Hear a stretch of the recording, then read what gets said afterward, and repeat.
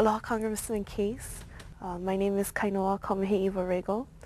I'm from Kailua, Oahu, but I currently reside in Hilo, and I'm attending the University of Hawaii at Hilo. Senator Akaka has appropriately said that in order to be the congressional senator for Hawaii, one must understand and practice local values. What are your thoughts on his statement? Well, first of all, congratulations for residing in Hilo, my hometown. It's good to have somebody from Hilo right here. This brings up a very difficult question to talk about, one that I think we have to be honest about. Should Senator Akaka be reelected to the Senate just because he's Native Hawaiian? I don't believe so. Is it true that only a Native Hawaiian can embody and take to Washington local values? I don't believe so.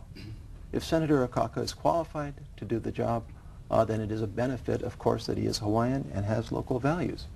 But the challenge that we all have here is to get beyond some of the assumptions that we've always been making and that obviously Senator Akaka has put out in this campaign. Who has local values? Is it only Native Hawaiians? I don't think so. I was born and raised in Hawaii. My family goes back 4 generations. I believe that I have local values. And I believe that other people that were not born and raised in Hawaii have local values. I've met many, many, many people that were born and raised on the mainland and came to Hawaii, or born and raised overseas and came to Hawaii. And they have local values. It is important for us to take to Washington, D.C. a bit of Hawaii. It is important for us to take to Washington, D.C. a sense of our place. We are a special place. Hawaii is a special place. And we want to take that with us as we go up to Washington, D.C.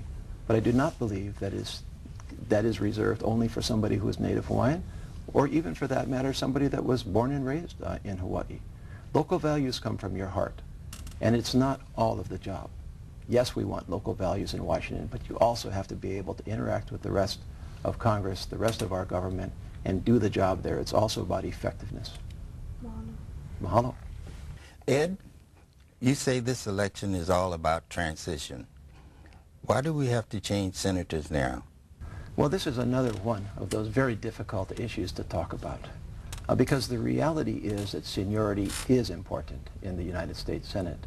Experience in relationships is important in the United States Senate. And the reality also is that at this point we have not one but 2 United States Senators who are 82 years old.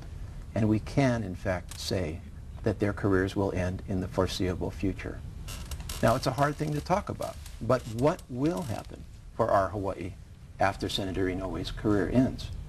You know, this is less about the end of Senator Akaka's career, and it's more about the end of Senator Inoue's career, because easily what we are getting from the United States Senate comes from the long service of Senator Inoue, the 44 years he's had there, the seniority, experience, and relationships he's had. And we take for granted that all of the attention that we get from our federal government is going to simply continue after Senator Inoue's career ends. I can assure you that's not the case.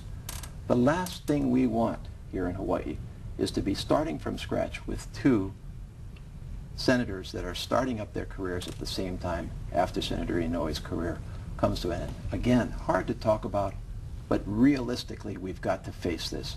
We do need to move on. We do need to put that next senator in the pipeline right now. We do need to allow that next senator to build up the seniority, experience, and relationships so that when Senator Inoue's career ends, that senator is not starting from scratch. And we can then move on with the next junior senator. This is basic transition planning.